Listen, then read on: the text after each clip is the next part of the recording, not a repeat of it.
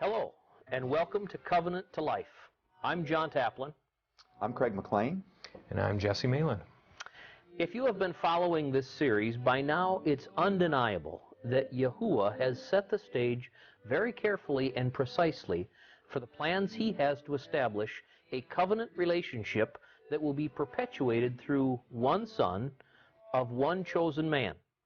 This man is Abraham, and his son is Yitzchak, who is more commonly recognized by the name Isaac. Abraham, the father of nations, lived a remarkable life, and now, following great detail, we are brought to the point that Yitzchak has taken a bride. This relatively young man, who is now to become the conduit of the covenant, and Abraham's already very senior life at about 140 years of age, will soon wind down, right? Well, not exactly. I guess it depends on how you define wind down. We better keep reading. That's right. Abraham's already long life is nearly double the life expectancy of the developed nations today, and not nearly over yet. And we will need to continue to study to finish surveying this incredible man's experiences here on earth. I'll read. Let's start at Genesis 25, verse 1. And Abraham took another wife. Her name was Keturah, and she bare him Zimran, and Jokshan, and Medan, and Midian, and Ishbak, and Shuha. So, if we view this chapter to be in chronological order, it appears that after Yitzchak has taken Rebekah to be his wife, Abraham then takes another wife and has 6 more sons from Keturah. 6. Here is the family tree thus far. We have Ishmael, born to Hagar when Abraham is 86. Yitzchak, born to Sarah when Abraham is already 100. And then 6 more sons born to Keturah, presumably after Yitzchak is married, which we will find out shortly was when Abraham was about 140 years old. Now here's the addition of the next genealogy of Abraham's son through Keturah. Verse 3. And Jokshan preceded Sheba and Dedan. And the sons of Dedan were Ashurim, and Letushim, and Lemim. And the sons of Midian, Ephah, Epher, and Hanok, and Abidah, and Eldah. And these were the children of Keturah. Verse 5. And Abraham gave all that he had unto Yitzchak. But unto the sons of the concubine that Abraham had, Abraham gave gifts, and he sent them away from Yitzchak his son, while he yet lived eastward unto the east country. Interesting. Abram gave all that he had to Yitzchak. To the others, gifts were given, and they were sent toward the east country. Now, the last stated location of Abraham was given in chapter 23 to be Hebron in the land of Canaan. Sarah was buried there. Here is a map. The sons of Yitzchak were sent toward the east. Let's return to Genesis 25 and read on. And these are the days of the years of Abraham's life which he had lived, 175 years. And Abraham gave up the spirit and died in a good old age, an old man and full of years, and was gathered to his people. And Yitzchak and Ishmael his sons buried him in a cave of Machpelah, in the field of Ephron, and the son of Zoar the Hittite, which is before Mamre. The field which Abraham purchased of the children of Heth, there was Abraham buried, and Sarah his wife. And it came to pass after the death of Abraham that Elohim blessed Yitzchak his son, and Yitzchak dwelt by Beer-lahai-roi. Let's take a look at the map. Here we see where Hebron is. This is where the tomb of patriarch Abraham and Sarah is. This is recognized even to this day. Of course, now there is a massive tomb built around it that was built in part by Herod in the 1st century. And it's worth noting that his two sons, Ishmael and Yitzchak, buried him there. And we're told that a blessed Yitzchak then dwelt in Bir Lahora. Does that location sound familiar from earlier scriptures and videos? It does to me. In Genesis 16, when Hagar was sent into the wilderness by Sarai because she felt despised by her now pregnant Hagar, the place where Hagar was met by the messenger of Yahuwah was then named Beer Lahai. That meeting might be worth reading about again to remind us, since there is very significant meaning here. I'll get it. Genesis 16:10. And the angel of Yahuwah said unto her, Hagar, I will greatly multiply your seed, that it shall not be numbered for a multitude. And the angel of Yahuwah said unto her, Behold, you are with child, and shall bear a son, and you shall call his name Ishmael, because Yahuwah has heard your affliction. And he shall be as a wild ass among men. His hand shall be against every man, and every man's hand against him.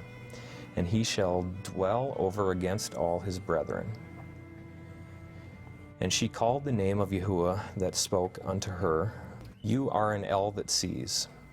For she said, Have I even here looked after him that sees? Therefore the well was called Beer Lahai. Behold, it is between Kadesh and Bered. And Hagar bare Abram a son, and Abram called the name of his son, who Hagar bare, Ishmael. And Abraham was 86 years old when Hagar bare Ishmael to Abram. Beer Lahai is a compound of 3 words that embraces much meaning. It is thought to translate to approximately, well of the living one that sees me. Now, remember that there were only Yitzchak and Ishmael who buried Abraham. Back in Genesis 21, Hagar was in the wilderness near Beer Sheba when she and Ishmael were rescued again by finding a well of water. And Ishmael matures to be an archer who dwelt in the wilderness of Paran. Now here's a map showing the wilderness of Paran. This is to the south and east of Hebron.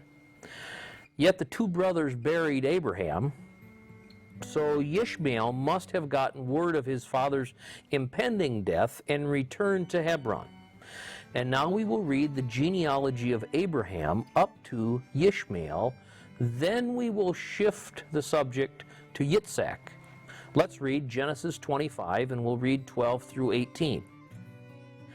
Now these are the generations of Ishmael, Abraham's son, whom Hagar the Egyptian, Sarah's handmaid, bare unto Abraham. And these are the names of the sons of Ishmael, by their names, according to their generations.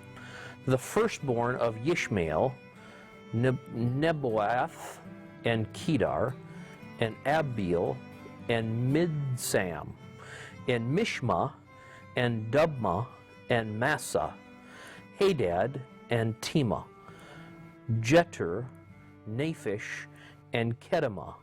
These are the sons of Ishmael, and these are their names by their villages and by their encampments, 12 princes according to their nations. Verse 17.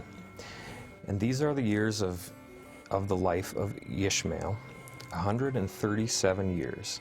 And he gave up the spirit and died, and was gathered unto his people.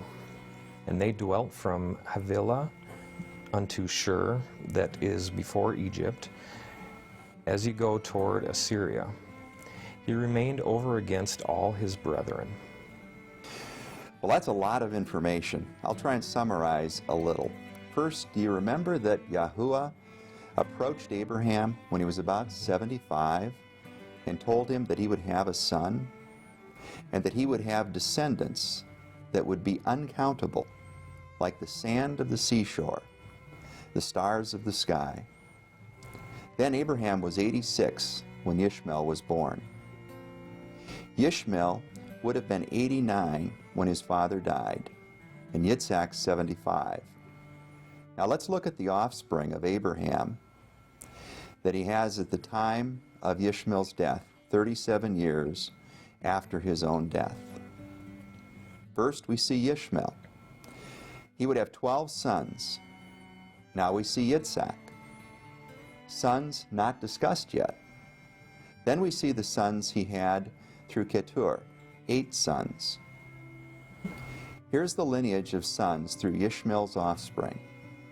Now if we add Abraham's sons through Keturah, we see that the man who once had no sons to prolong his genealogy now has a total of 8 sons and at least 20 grandsons. This is not counting grandsons through Yitzchak. Now, where did they all go? And here's a map showing the directions they appeared to have moved from Canaan. But all of these sons and the lineage that had been established, there is only one that is the recipient and carrier of the covenant Yahuwah made with Abram. And he is who? Ishmael. Ishmael. Someone wasn't listening. I was listening. I was just seeing if you two were. Of course, it's none other than Yitzchak. It is Yitzchak that was specifically named by Yahuwah as the covenant carrier. And it's Yitzchak that experienced nearly being the sacrifice and being saved by the replacement ram that Yahuwah provided. And it is his life and the life that is within his loins that we will now follow forward. You know, after all this time of following Abraham, it is almost hard to move on. We have been following Abraham's lifetime, traveling through about 135 of his 175-year lifetime. The series has devoted 11 videos, including this one, to follow the influence this man has been given by Yahuwah on the future. But it's just begun. Abraham's death signals a promise that is unstoppable. While Abraham was gathered to his people in physical death, many, many more of his offspring would follow as his family and people of covenant. Many, many more. Yes, starting with Yitzchak. Now, it is time to focus on his life as the covenant conduit. Let's return to Scripture, starting at Genesis 25, and I'll start at verse 19. And these are the generations of Yitzchak, Abraham's son. Abraham procreated Yitzchak, and Yitzchak was 40 years old when he took Rebekah, the daughter of Bethuel, the Syrian of Paddan Aram, the sister of Laban the Syrian, to be his wife. And Yitzchak prayed to Yahuwah for his wife because she was barren. And Yahuwah was entreated of him, and Rebekah's his wife conceived. And the children struggled together within her, and she said, "If it be so, why do I live?" And she went to inquire of Yahuwah. And Yahuwah said unto her, "Two nations are in your womb, and 2 peoples shall be separated from your bowels, and the one people shall be stronger than the other people, and the elder shall serve the younger." And when her days to be delivered were fulfilled, behold, there were twins in her womb. There's a lot in those 5 verses. I think we need to look closer at this with a rested mind. Let's take a break and pick up in a few minutes. Good idea. Please stay tuned for our next module titled Yaakov and Esau, From Birth to Birthright. In the meantime, please enjoy the slideshow that we are closing this segment with.